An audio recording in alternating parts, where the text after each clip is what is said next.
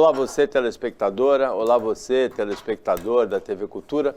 A partir de agora você acompanha a edição do Opinião Litoral desta quarta-feira. Como todas as quartas-feiras, comentam, analisam as notícias com você, na verdade quase todas as quartas-feiras, o médico Benjamin Rodrigues Lopes e o advogado, jornalista e cinéfilo Marcelo Pavão.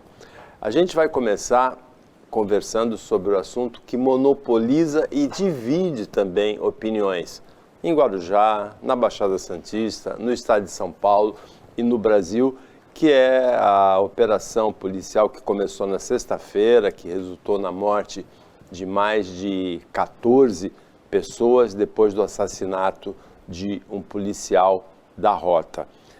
Ontem, dois novos episódios chamam a atenção nesse caso. Um deles é a manifestação da OAB Subseção São Paulo, seção paulista da OAB, manifestando preocupação com essa operação, com essa situação. E a outra, Benjamin, é a manifestação do secretário de Segurança de São Paulo, capitão Derrite, na Santa Casa de Santos ontem, visitando uma policial que também tomou um tiro no Canal 2, no Campo Grande, em Santos, e também foi vítima de um atentado. Ele disse que se os criminosos não baixarem as armas, e a polícia tem sido recebida, sim, com tiros em Guarujá, em mais de uma ocasião, em mais de um lugar, como acontece também no Rio de Janeiro, a resposta dos policiais vai ser à altura. Boa tarde. Boa tarde a todos que nos assistem ao vivo agora, ou que vem a reapresentação à noite, uma boa noite. Esse é um tema que eu concordo com a apresentação do Paulo Schiff, que divide a cidade. Para mim, me divide mais ainda, porque me divide internamente também. Então, eu gosto, e eu tenho pensado nisso desde ontem, em separar as coisas em causas e efeitos. A polícia, seja militar, seja civil, guarda municipal, ela não pode ser covarde, ela não pode ser omissa. Ela tem sim que garantir a segurança de todos. Vou repetir, ela tem que garantir a segurança de todos. Este ponto acho que ninguém discute. Por que aconteceu isso? Porque um policial foi baleado. A reação da polícia não foi uma reação legalista, foi uma reação vingativa, corporativista. Porque um policial foi baleado, vamos invadir o morro. E o que eu deveria ter feito há 30 anos, quando a gente sabe que o Morro do Macaco Molhado, o Morro do Saboó, mais recente aqui em Santos, é dominado pelo tráfico, agora nós vamos responder à altura. E responder à altura é responder de uma maneira indiscriminada, com vingança. O agente público de segurança, ele não pode, não deve agir com vingança. Tem que agir com a lei. Nós queremos uma polícia viril, uma polícia protetora de todos. Será que todos os últimos casos em que as pessoas foram assassinadas por ladrões ou até por traficantes, a polícia reagiu da mesma maneira? Ontem havia um helicóptero em cima do Morro do Saboó, havia diversas equipes da rota e batalhões especializados no Guarujá. E no day after, quando tudo for acabado, a segurança voltará? Nós vamos enfrentar olhando na cara e dizendo, vamos combater eficazmente, civilizadamente, legalisticamente o tráfico de drogas? Todas as semanas nós conversamos aqui neste programa, instigados pelo apresentador, pelo âncora, sobre a apreensão de quantidades cada vez maiores de cocaína no nosso porto. Nós vamos enfrentar isso ou é apenas um show de horrores que nós estamos assistindo? Marcelo Pavão, boa tarde. Boa tarde, Paulo, Benjamin, boa tarde a todos. Paulo, eu não ouso discordar do Benjamin, também não ouso discordar de quem não concorda com o Benjamin. Eu vejo com muita preocupação essa operação da polícia, não pelos resultados, mas eu vejo com muita preocupação exatamente pela transparência que até agora não existiu.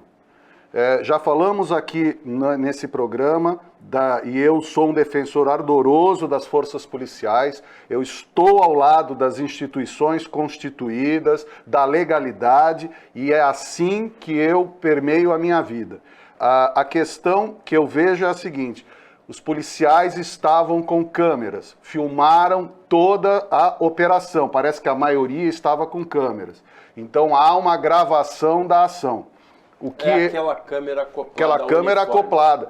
Em defesa dos próprios policiais.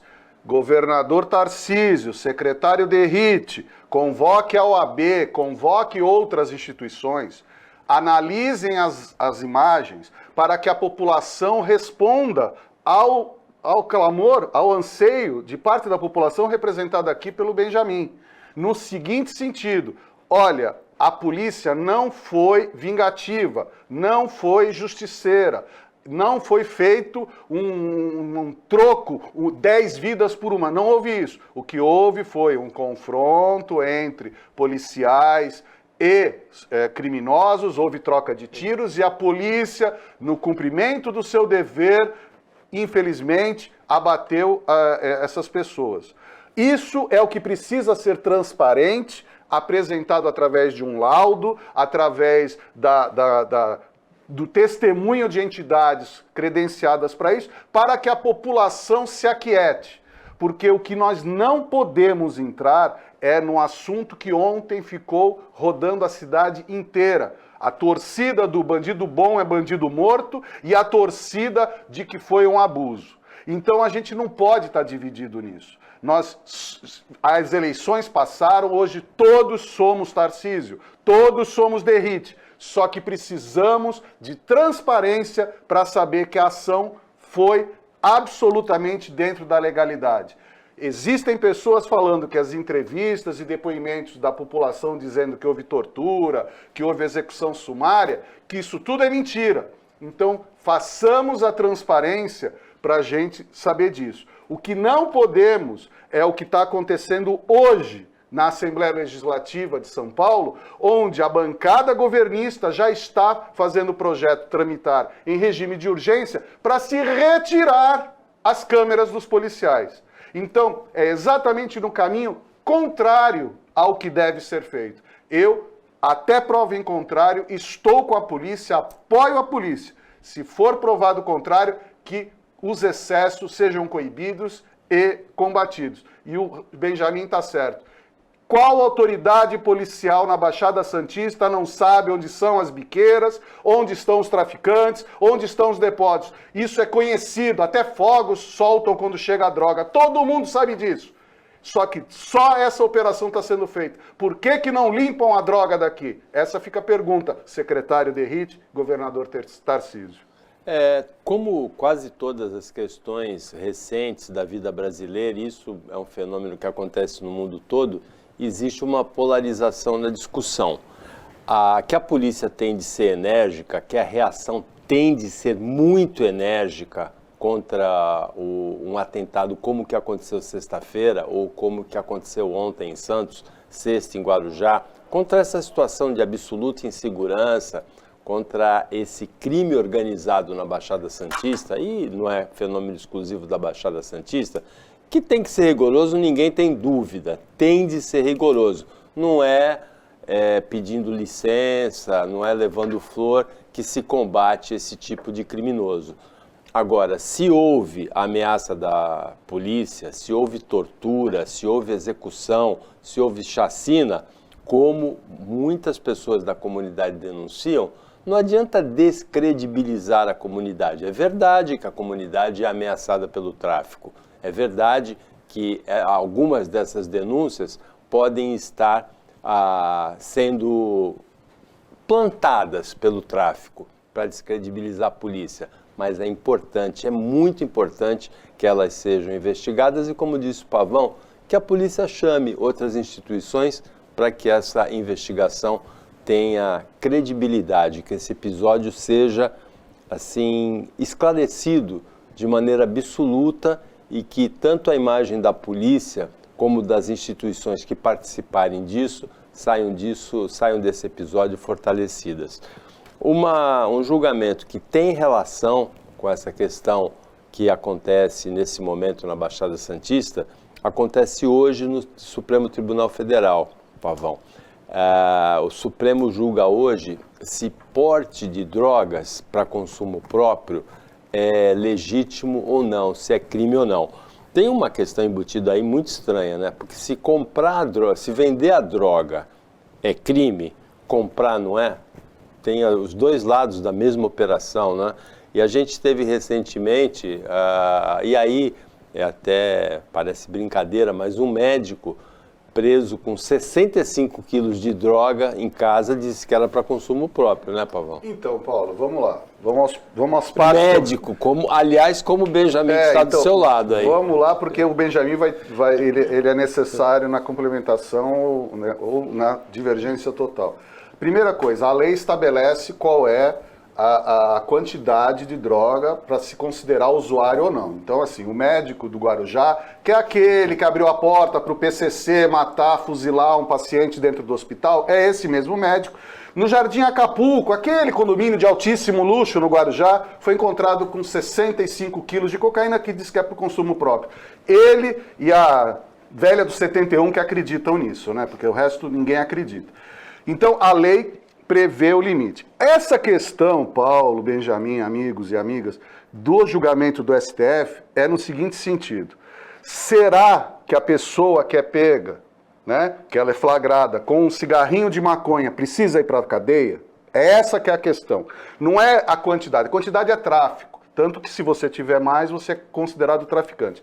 A questão é que no Brasil ainda, e aí eu apelo ao Benjamin, no Brasil ainda não se utiliza a terminologia de que o viciado, ele é um doente.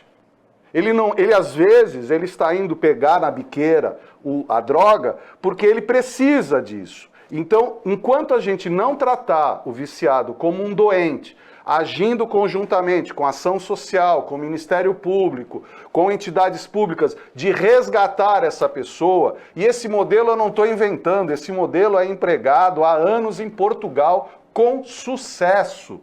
Por quê? Porque o doente, ele assina um termo que ele aceita ser tratado, ele vai ser acolhido pelo Estado, o Ministério Público faz um termo de ajustamento de conduta, que é o nosso TAC aqui. Existem várias entidades que trabalham para a reinserção desse doente, tratamento e reinserção. Apenas julgar unilateralmente, essa é a minha opinião como advogado, Paulo, se julgar, se descriminalizar pura e simplesmente o porte do usuário, eu acho que não vai se chegar a lugar algum. O projeto tinha que ser mais amplo. Então, aí vai começar a dúvida do usuário. Mas o usuário, enquanto hoje ele for considerado criminoso, se ele for pego em flagrante, ele pode ficar na cadeia se ele não tiver um defensor público, ou ele ficar... Então, a gente está falando o seguinte, nós precisamos agir com inteligência, e não mais com apenas truculência. Porque...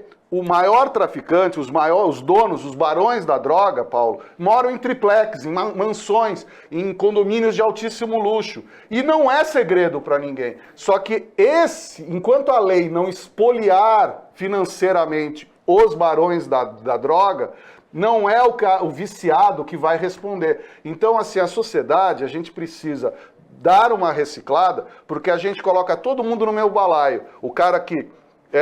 tem um cigarrinho de maconha com o cara que tem 65 quilos de cocaína. Não dá pra gente colocar. E hoje tá todo mundo no mesmo patamar. 65 quilos para consumo próprio, seu colega lá de Guarujá, Benjamin? Eu vou parafrasear um amigo meu, que tem várias profissões, falar...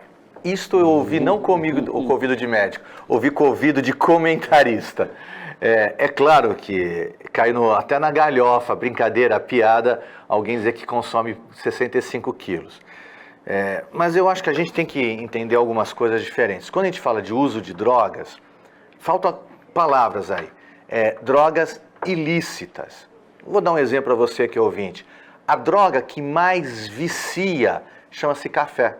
O usuário costumaz de café é um viciado, é um dependente da cafeína. Café, Coca-Cola, chás, tem substâncias viciantes. O cigarro cria uma intensa dependência psicológica, mas nós não punimos quem usa essas drogas.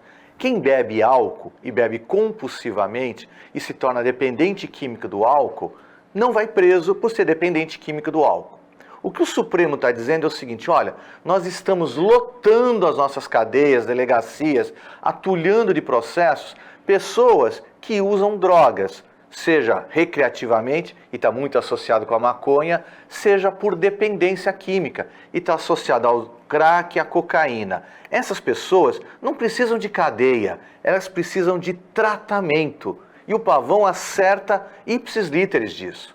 Os mais antigos lembram que no Brasil, por exemplo, prostituição não é crime, mas quem explora a prostituição pode ser culpado. Quem usa a droga não comete um crime contra a sociedade, comete um crime contra si mesmo, destrói o seu corpo, destrói a sua mente, destrói as suas perspectivas. Não merece cadeia, merece acolhida e tratamento. Quem explora o vício de outrem, este precisa cadeia. Seja, e aí eu vou pegar pesado, o traficante de cocaína ou aquela companhia que vende cigarro e sabe que você vai ter câncer no pulmão, câncer no cérebro, e mesmo assim, até alguns anos atrás a gente fazia propaganda no esporte, na Fórmula 1, do uso do cigarro. Vamos falar sério, vamos discutir drogas com verdade. Vamos discutir que o tráfico está na nossa periferia e aqui em Santos está batendo porta no Sabuó. Que no Guarujá, que é um Rio de Janeiro menorzinho, o tráfico está misturado à cidade. Vamos trabalhar sério, não vamos enrolar. Senão, a gente corre o risco de ter as cracolândias infestando a nossa cidade e ninguém resolve. Não é fazendo os craqueiros passearem para o São Paulo para ir para um outro lugar que eu vou resolver. Não é escondendo, entre aspas, o dejeto humano para debaixo do tapete da hipocrisia que eu vou resolver as drogas. O julgamento de se portar drogas para consumo é crime ou não acontece hoje, ou a partir de hoje, no Supremo Tribunal Federal.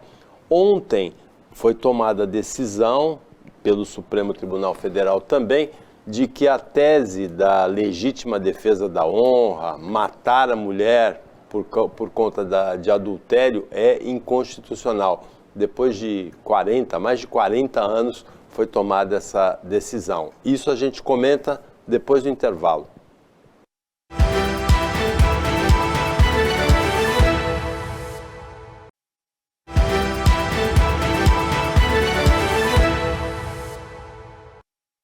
Voltando com a opinião litoral desta quarta-feira, segundo bloco, o Marcelo Pavão e o Benjamin Rodrigues Lopes comentam as notícias com você, telespectadora, com você, telespectador. Matar a mulher por conta de adultério já foi considerado legítima defesa da honra no Brasil. A tese foi elaborada por um dos maiores juristas da história do país, Evandro Lins e Silva, para defender um assassino, que era um playboy, Doc Street, que matou na década de 70 uma ex-miss, Ângela Diniz. Desde ontem, isso aí, depois de mais de 40 anos, foi considerado inconstitucional. Como se fosse preciso definir que matar é inconstitucional, né, Pavão? Mas, Paulo, se a gente vai falar depois daqui do assédio, a gente ainda está discutindo que existe assédio bom e assédio ruim. Depois a gente vai entrar nesse negócio. Isso sim é patético. Aí o que acontece? O caso da Ângela Diniz, da Leila Diniz, não, da Ângela Diniz, com o Doca Street. Elas são parentes. Não sei, não são. Não são parentes, que são da mesma época. A Leila Diniz foi uma atriz polêmica do cinema brasileiro que morreu num acidente de avião. E a Ângela Diniz era uma miss que foi assassinada pelo marido. A questão era a seguinte, o Doca Street era réu confesso, com inúmeras testemunhas. Não havia possibilidade de se negar a autoria.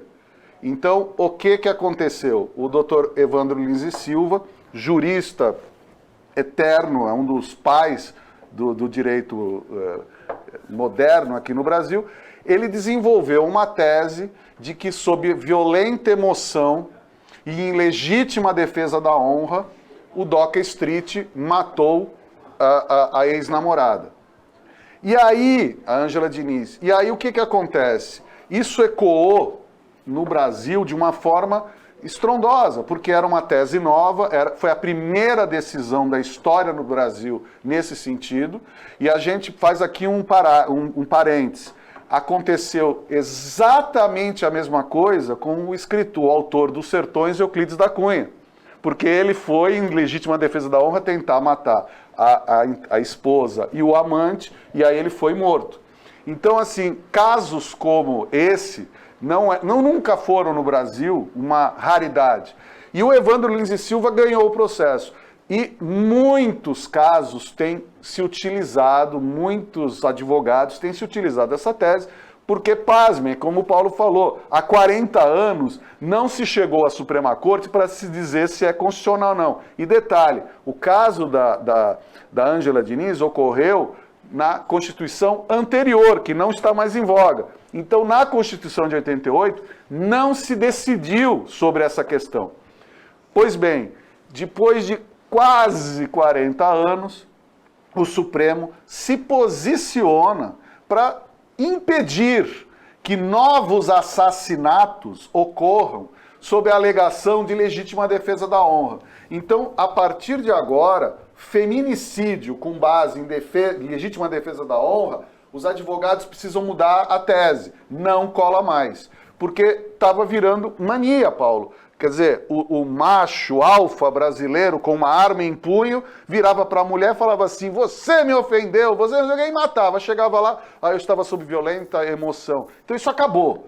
Então é um marco jurídico que o STF implanta nesse país para acabar com esse absurdo de tirar a vida da pessoa, às vezes por um motivo absolutamente fútil. E aí se falava, na minha honra.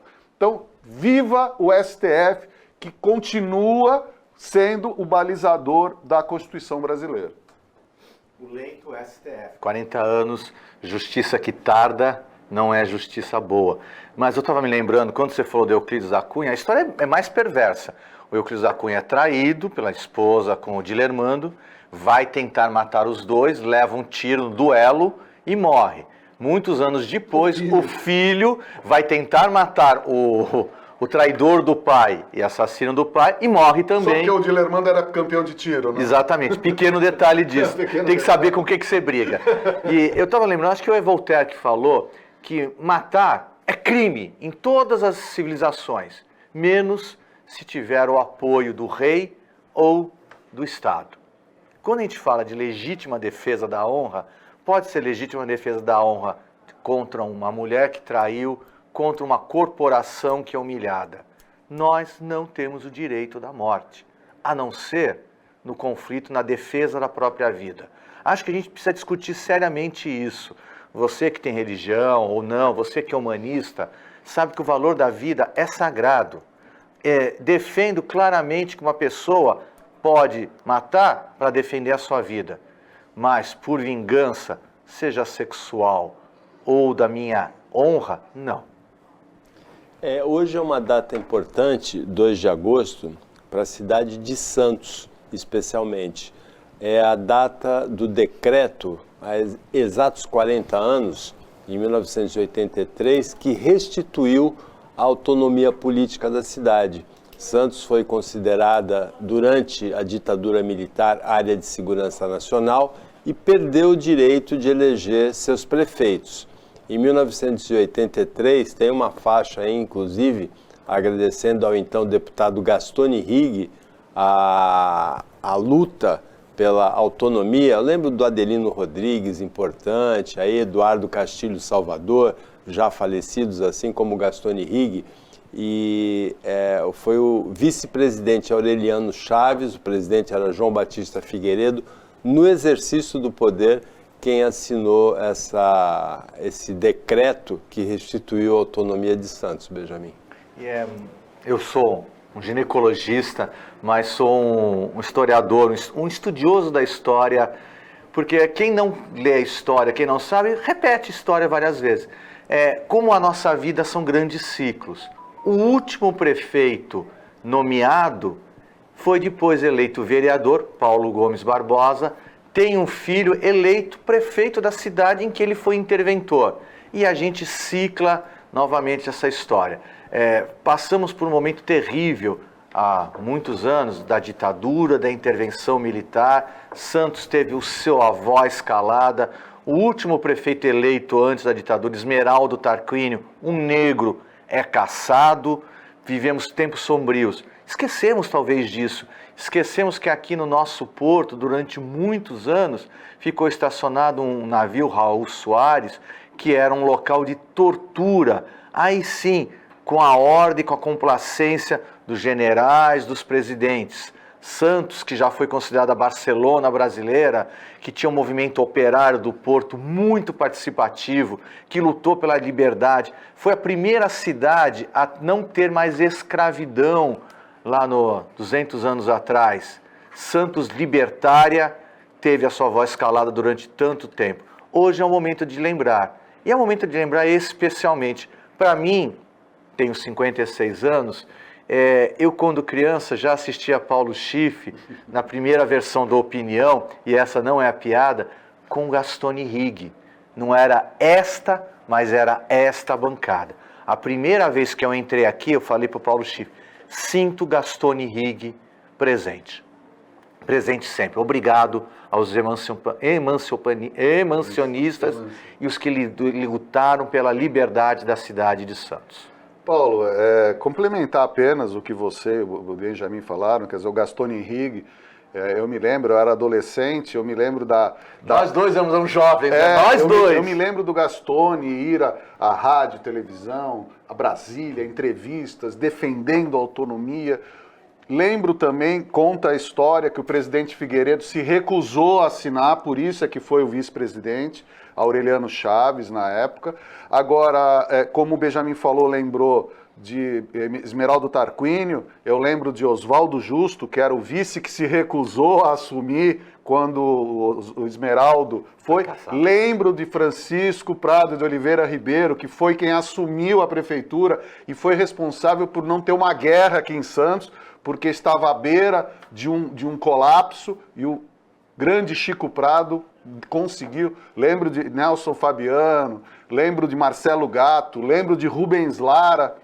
E aí a gente chega nessa emancipação que não foi gratuita, não foi tranquila, causou muito esforço para isso acontecer.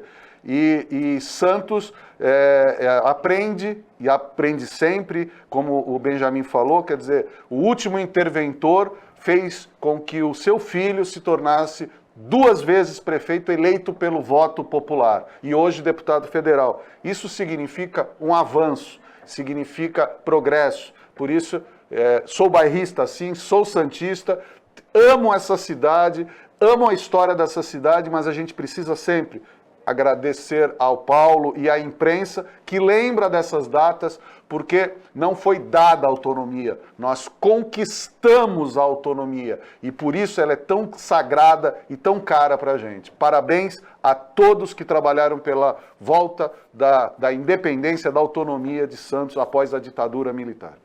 Em 1968, na fase mais dura do regime militar, Santos elegeu um negro pela primeira vez prefeito, Esmeraldo Tarquínio, e o vice era Oswaldo Justo. O prefeito foi cassado pela ditadura, o vice Oswaldo Justo se recusou a assumir o mandato e Santos perdeu a autonomia, virou área de segurança nacional.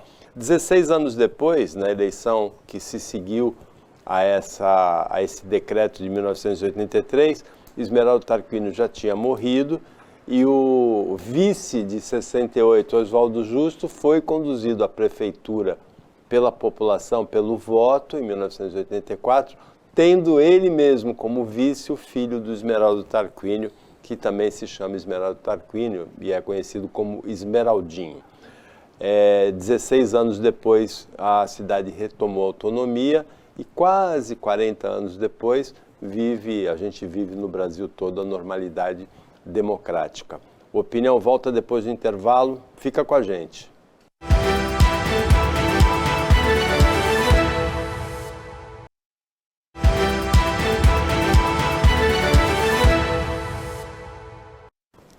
Voltando com o Opinião Litoral, agora é o último bloco. Marcelo Pavão e Benjamin Rodrigues Lopes estão analisando as notícias com você. Uma dessas notícias é bem característica do nosso tempo. Você pega um transporte por aplicativo, um Uber, né, um 99, acho que o mais conhecido é o Uber, né? E de repente você, conversando com o motorista, essa conversa pode estar sendo transmitida ao vivo pelo YouTube, numa live, sem que você saiba. É estranho, não é, Pavão? Não é estranho, isso é crime. Isso é violação de privacidade, isso é crime. Mas isso está sendo feito, né? Está sendo feito porque... Está sendo monetizado. Exato, esse que é o problema, Paulo. Essa monetização hoje, ela virou uma coisa perigosíssima nas redes sociais, porque as pessoas estão pagando por qualquer tipo de escândalo, qualquer tipo de escárnio, as pessoas pagam. Por mais escatológico que possa ser, estão pagando. E por mais ilegal que seja, as pessoas acham que na sua casa, vendo do seu monitor ou vendo do seu celular, elas estão impunes, que nada vai acontecer, muito pelo contrário. Sendo rastreado, todo mundo sabe quem está assistindo, quanto tempo ficou vendo e etc.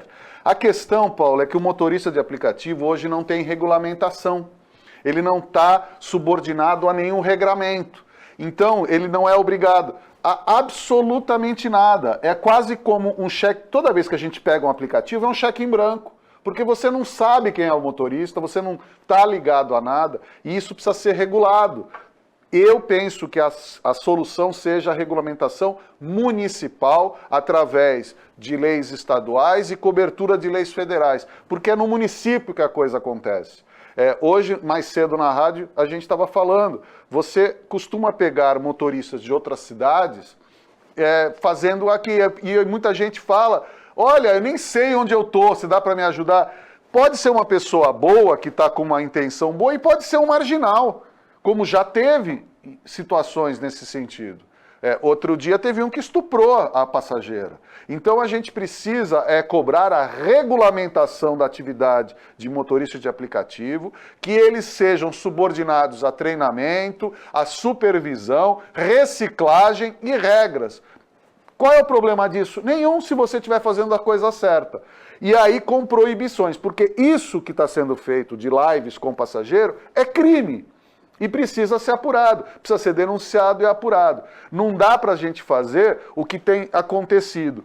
Casos absurdos, e aí a operadora, né, do aplicativo vira e fala assim, olha, o motorista foi desligado. Não é assim que se resolve, eu coloco para baixo do tapete. A gente precisa dar proteção para o usuário. E hoje, tanto o usuário quanto o motorista estão sem proteção nenhuma. Guarujá regulamentou a atividade de transporte por aplicativo. Praia Grande depois também regulamentou. Santos tentou, foi a primeira a tentar essa regulamentação, não conseguiu, foi considerada inconstitucional. Agora, é mais uma oportunidade jogada fora, desperdiçada pelas cidades da Baixada Santista, de uma ação metropolitana. Não tem sentido. O motorista de Guarujá, de Praia Grande, de São Vicente, eles atuam todos em todas as cidades, de Cubatão, de Santos. Não tem sentido cada cidade ter uma regulamentação diferente se a gente tem uma região metropolitana, né, Benjamin? Eu brinco em casa que eu vou sair daqui do Jornal Opinião em algum momento da minha vida com 2 diplomas. Um de jornalista, porque eu escuto Paulo Schiff, eu aprendo com a enciclopédia viva do Jornal de Santos. E outro de direito com Marcelo Pavão, que eu absorvo o que ele fala. Nessa notícia específica... não direita. De direita, até porque o Marcelo Pavão pode ser tudo, mas jamais de direita. Muito pelo contrário também de esquerda, uma pessoa extremamente... Né? Eu sempre fui um legalista e me considerava um conservador, só que hoje ser conservador não se enquadra naquilo que eu penso que seja um conservador. Até porque a brincadeira, porque direita reflete a Revolução Francesa, quem sentava à direita do rei, que era o bispo e o nobre. E Marcelo Pavão de padre e de nobre, infelizmente não temos nada. Infelizmente não, felizmente. Nessa encarnação. Né? Mas brincadeiras à parte, eu acho que aqui a gente tem alguma outra camada também. Não é só a questão do aplicativo de transporte, é a questão de como eu uso o meu celular. Recentemente, acho que 2 dias atrás, nós temos uma notícia em que uma funcionária de São Vicente agrediu uma cliente, uma usuária do centro de oncologia, porque estava filmando e ela não quis ser filmada. E tirou o celular e depois teve as vias de fato.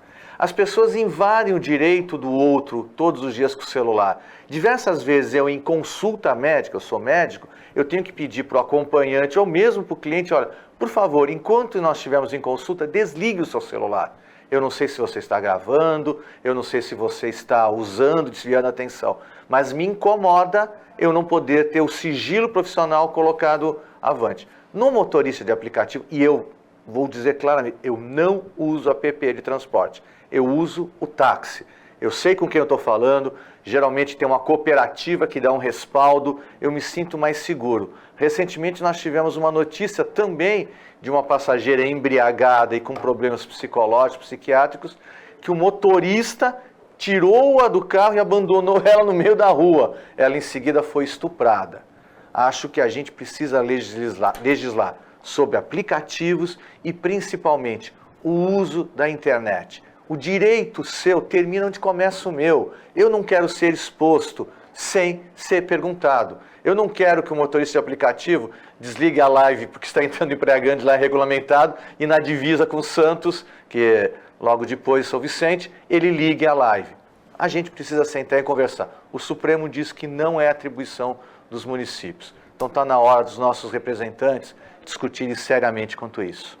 Essa parte da live, é evidente que não é questão municipal, mas a regulamentação da atividade na região, como é a do táxi, por exemplo, aí sim é municipal e deveria ser. Se eles têm empregatício, se eles são entidade, o que eles são. Acho que a gente tem uma discussão muito séria sobre isso.